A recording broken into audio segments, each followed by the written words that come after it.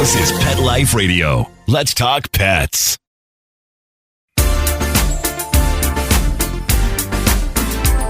Rappaport to the rescue with award-winning animal advocate, best-selling author, journalist, and pet products creator, Jill Rappaport. Welcome to Rappaport to the Rescue. I'm Jill Rappaport. Now, with the Tony Awards just around the corner, have I got a great guest for you.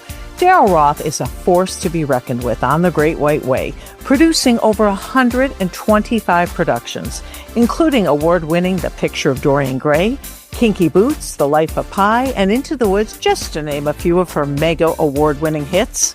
Well, of course, she is nominated again for her incredible show, Liberation. I am so thrilled to welcome this dynamo, who I'm so proud to say is also a cherished friend. And we bonded over our deep, obsessive love of animals and our need to educate and spread the word of rescue and adoption. So Daryl Roth joining me on Rappaport to the Rescue when we come back. Cats may have 9 lives, but what if we could give them one more? That's the mission behind the Give Them 10 movement. From spay and neuter to adoption, fostering, and helping community cats thrive, Give Them 10 is working to give every cat the chance at a healthier future. Together, we can help give cats the life they deserve. Learn more, meet Scooter, the neutered cat, and join the movement at GiveThem10.org. Let's talk pets. Let's talk pets On Pet Life Radio. Pet Life Radio. PetLifeRadio.com.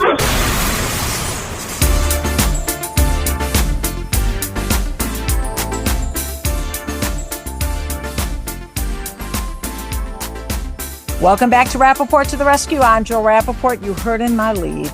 Ladies and gentlemen, we have a force to be reckoned with, the one and only Daryl Roth. And I am so honored that I can also call this incredible woman a friend. She is truly amazing what she has done on the Great White Way. And as you know, the Tonys are just a few days away.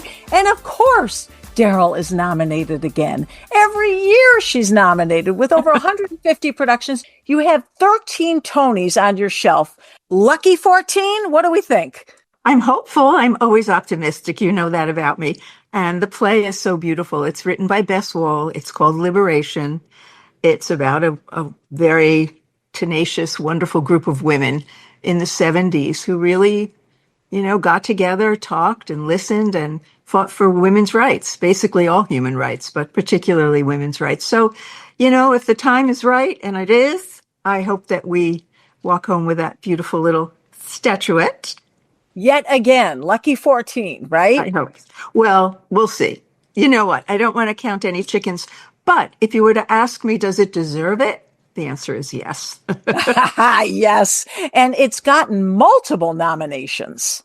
Yes, 5 actually, for different, 2 of our actors, Susanna Flood, who is the leading actress, Betsy Adom, who's nominated for featured, wonderful Queen Jean, who is the most amazing costume designer. And we just really, Best Play is the one that we really are excited about. And Whitney White, which would be quite terrific if she should win as Best Director. It would be the first time a woman of color won for directing a play. That would be momentous. Yeah. Wow. Well, Our fingers are crossed, although I have a pretty good feeling about this one. You are really unbelievable what you have done, the work, your body of work in your career. And you started this whole Broadway thing late in life, right, Daryl? Yes, it was in my 40s, actually. And it was something that I had always dreamed of doing without really any background or any preparation. In that day, there wasn't a course that one could go take to be a commercial producer. And so basically, I was like the old Nike commercial. I just did it. I thought, look, I have worked most of my life. I ran a little business. I raised a family. I can do this. I don't know where I got that confidence because it was probably misguided at the time. But I think if you put your heart and soul into something and you really love what it is that you can make happen, you can do it. And if you're not afraid to, fall on your tush a few times, Yeah. Well, definitely that. Risk taking is part of this business, no matter who you are, whether you've started when you're 20 or 40 or 60.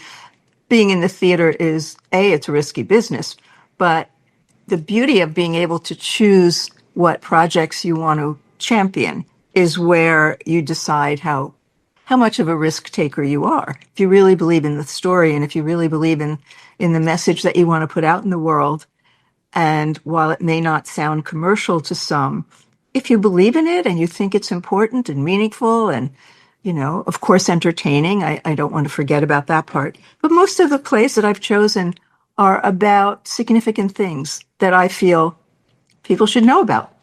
Important messages for women, for causes. Your shows, these plays, they stand for things. It's been my hope that by choosing stories by playwrights who are really passionate about the work, and then if it resonates with me, I can really get behind it.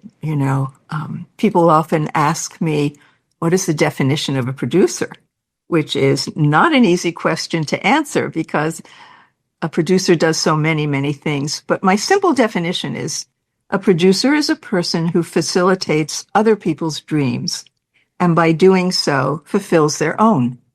And I've always liked that because it kind of is what I do believe in. The writing of a play is not the producers. The direction of the play is not the producers. Yes, The you're acting? involved. Yeah. The acting is not. The casting, you're involved with everything, but really you're there as the mother of the company. You are there as the champion. You are there as the cheerleader of the work. And I like to say that the producer is the first person to show up and the last person to leave any given production because it's challenging. It's a challenging field, not taking away from the gloriousness of it and how much I love it, but it's tough. It is. It's tough. And you've taken chances on shows where you just had that hunch, that gut feeling where you said, I'm going to go for this. Kinky Boots, for example. Yeah, that was actually such a great experience. And I'll tell you a story after about Kinky Boots that just happened on Monday night, which you don't even know about yet, but I will tell you. But the Kinky Boots story is such a great one. I was lucky enough to be on the board of the Sundance Institute many, many years ago. And I was out in Utah and, they give you these wonderful selection of movies, some big blockbusters and some are these little indie films. And you go around and you see whatever. And I was looking at the list and the title just caught my eye, Kinky Boots. And I thought, well, if it's not a porno film, I'm going to go because I like the title. So I asked around and people didn't know too much about it. It was new. It was a British film. Anyway, I went to see it where it was being screened, and I just felt like, I don't know, an arrow went through my heart. I said to myself, in the midst of watching it, this is a musical. This is going to be a musical. I can't bear it. This is the best story. This is everything I care about. And as soon as the film was over, I sat as I would to watch the credits, and I see that the film was produced by Miramax and Disney. So I run out in Utah, and at that time, the cell service was practically non-existent, and I found a place where I could make a call to my son, Jordan, who was in New York. I said, Jordan, I just saw this little indie movie. I don't know what's come over me, but I have to get the rights. I think it's a Broadway musical. So he said, Mom, maybe the air is too thin in Utah. I said, no, I'm doing this. So he made some calls. We found out that actually it was in a particular situation where Miramax and Disney weren't quite certain as to who had the theatrical rights. So I had to wait a bit, actually a while, before they decided that they would land in Disney's lap. And Disney didn't feel that Kinky Boots was a family, piece for theater. Funnily enough, as it turned out, it was a wonderful piece of theater for families and for many reasons. But at the time, it just didn't fit what Disney was about. And I certainly get that. So I was lucky enough to get the rights. And, long story short, I called Harvey Fierstein, who I thought would really understand the story and be able to write the book. And Jerry Mitchell, who's just a wonderful director of musicals. And a colleague of mine, Hal Luftig, who was more experienced at doing big musicals because my whole career thus far had been plays, primarily plays, and smaller musicals. But this was going to be a big undertaking. So we put that team together. And we started asking various composer lyricists to please send us a couple of songs on spec so we could put the final piece of the puzzle together, one of the most important composer lyricist. And we just didn't find anybody we were totally in love with, and we were getting frustrated. And one day we were having our group meeting, and Harvey said, "Don't say no until I give you this thought. Just sit and listen." We all said, "Okay, what are you thinking?" He said, "Cyndi Lauper." And we looked at each other and we said, Cyndi Lauper. Well, she hasn't written a musical before, but we love her. And she'll understand the characters in Kinky Boots. She'll know them in her soul. And girls just want to have fun. That for sure. But we said, let's give her a try if she's willing. And God bless Cyndi. She wrote songs on spec that we could hear. 2 of them were not so great. 2 of them were fantastic. In fact, one of them stayed in the show, I'm Not My Father's Son, which made me cry at every performance for 6 years. And that was the team. And we went forth, we worked on it. We had a number of workshops. We cast it beautifully. And we did I'm jumping ahead to the highlights. We did an out-of-town tryout in Chicago where it got some really nice reviews, but it also got some very smart, thoughtful, critical reviews, which helped us work on it even further on our way to Broadway. And then we came and, at first it was a little hard to explain to people what Kinky Boots was. Some people were afraid of the title. Everyone said, "Oh, you really should change the title." And I said, no, we're not changing Absolutely the title. not. No. But as time went on, as people came and the audience grew and grew and grew, people just loved it. And it had such passion about it in the audience. And the cast was wonderful. The family of Kinky Boots.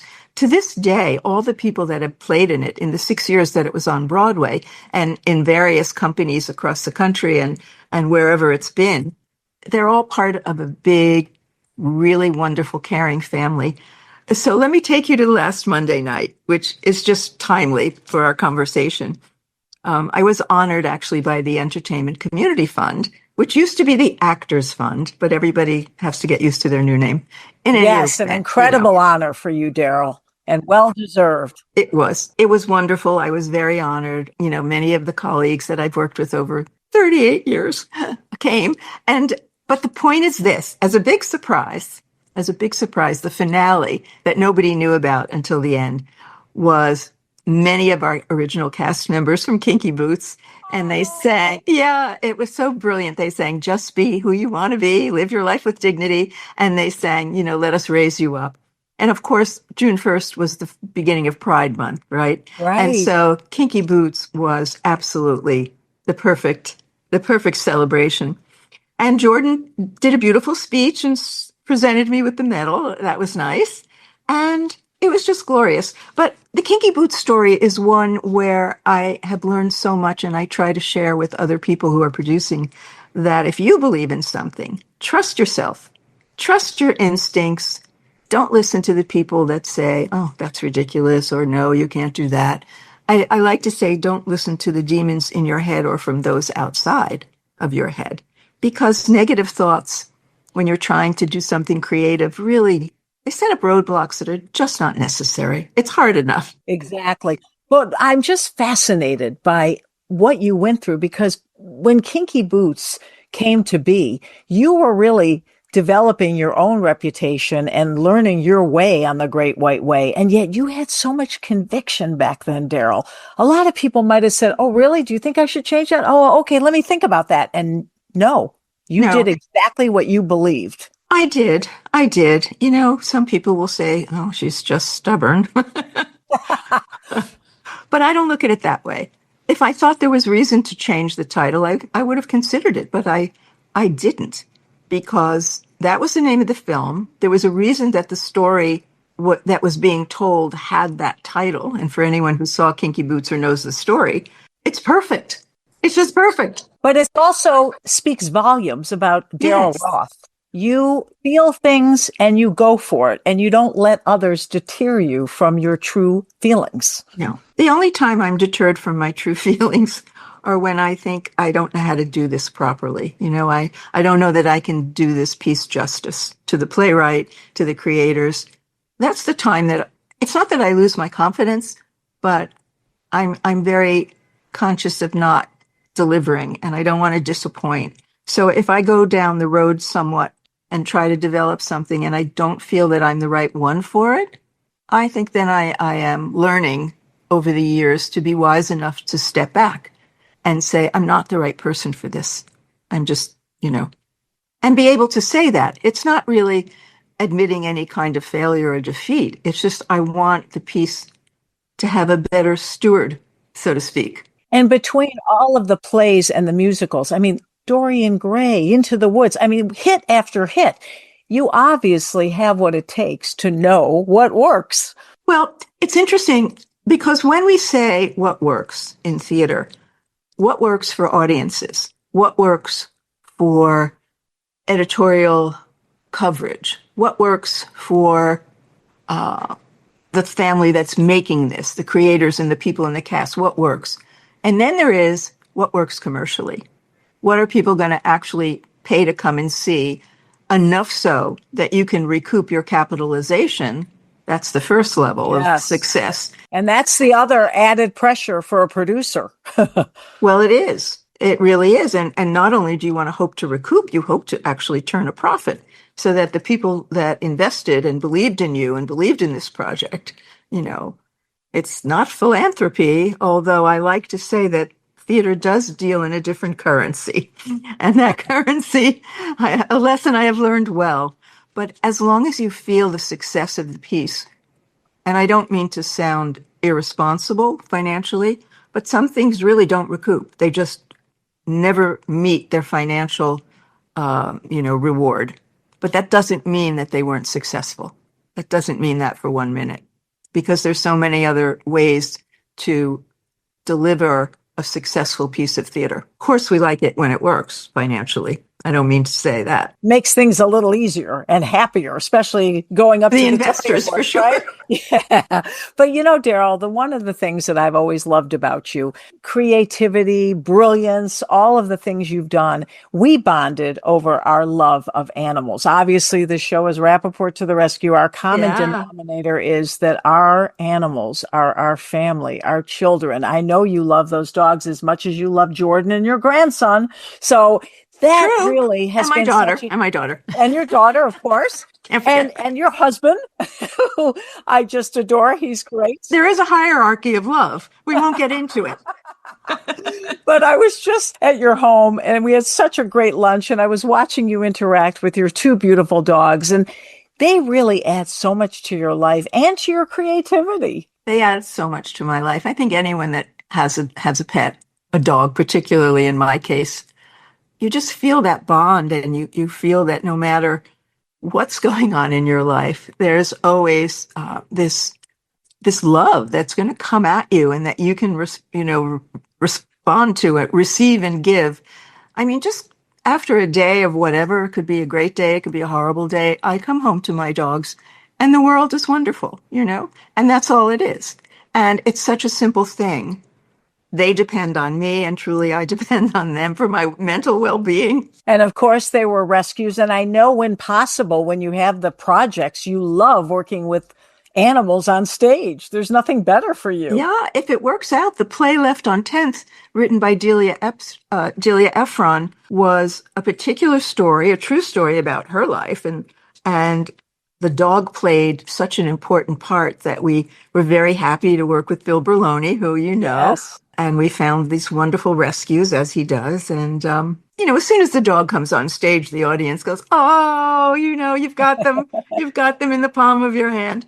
And I love it. I mean, there aren't many shows that call for a dog, but when it's really integral to the story, and often I'm drawn to stories because there are animals in it. That's not on my priority list, but when it's right, it's just lovely. But in my own family, I've always encouraged all my family to have dogs. My daughter has 2 dogs.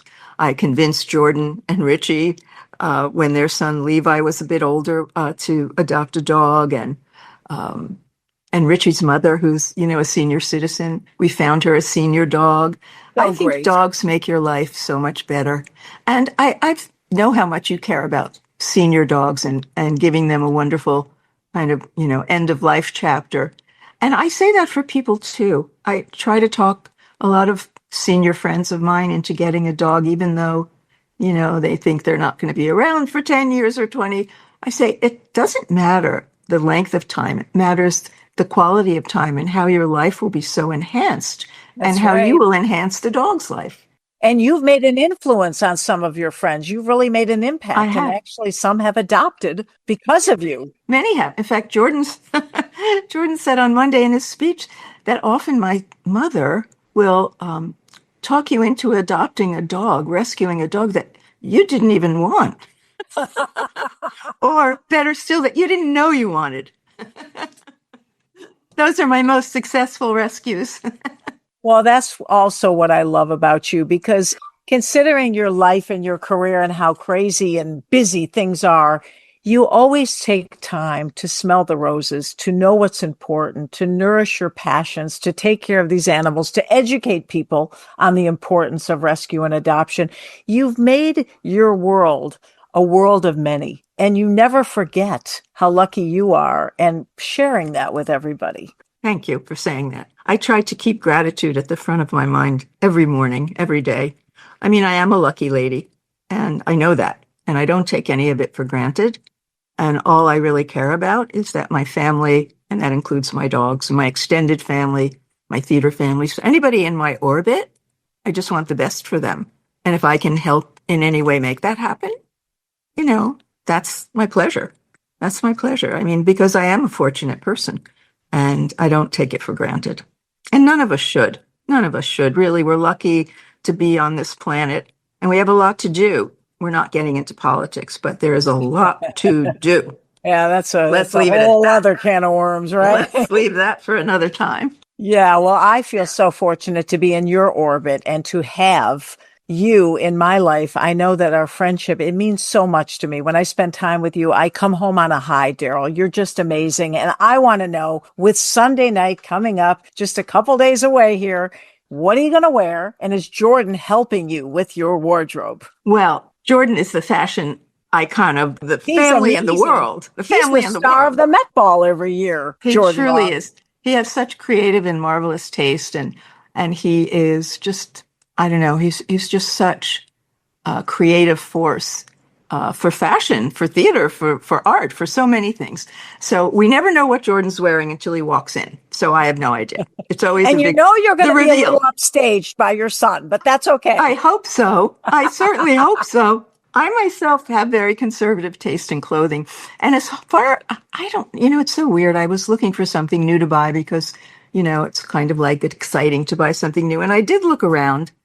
And then I thought, I have such pretty things in my closet that I'm going back to something. I won't call it vintage because that long ago, I don't think I can fit into those things. But I did have some pretty things, and I'm just wearing a beautiful creamy thing that I like and I'll be comfortable in. That's the other thing. You sit there for like 3 hours plus. And so you need to be comfortable. You need to be comfortable, and you have to wear the right shoes when you walk up on that stage. I remember one year I took my shoes off and I ran up without my shoes on because they were so uncomfortable. And then I got on stage and I put my shoes on and everybody was looking at me like, what is she, a hillbilly? I love that. I had that happen to me. I said, these shoes are killing me. And I took them off on stage. Yeah, I would never have gotten there in time if I had tried to walk in them. Oh, are you a superstitious person? Do you have a speech prepared, or are you just going to wing it? In this particular case, this year for Liberation, we decided that we would give Bess Wall, the playwright, the honor of accepting should we win. And I feel good about that. In past years, if I'm the lead producer, I will give the speech, as I've done many times. But I don't know, this felt right. It felt right. I have to tell you, I know you're supposed to say break a leg. So break a leg. God forbid. Yeah, God forbid. I know. I always wondered about that. Everybody says, say break a leg, but heaven forbid, right? But meanwhile, I feel so good about this year, and I feel so good about the opportunity that you're going to walk up on that stage, Daryl, and this is your year yet again. Well, I love that you're so positive. You're always such a joyous person to be with. You said you like to be with me. I like to be with you because you're always so upbeat. You always look at the bright side of life. And I just think more people should take that page out of your book, my friend, because too much is going on that's not worth smiling about. So we've got to find those things that are. And you do. And that's why I want to hang out with you. Hang out with upbeat people and you feel upbeat. Right, Daryl? It's a deal. And animal lovers only. We are so thrilled to have you on this show, not only because of your incredible talent, but your deep love and commitment to animals in need. Well, thank you for all you're doing for our four-legged friends and of any age, especially the seniors, which I just so love about you. So thank you for inviting me on the show. I love you. And thank you all for tuning in to this very special edition, a Tony edition of Rappaport to the Rescue. Let's Talk Pets, every week on demand, only on PetLifeRadio.com.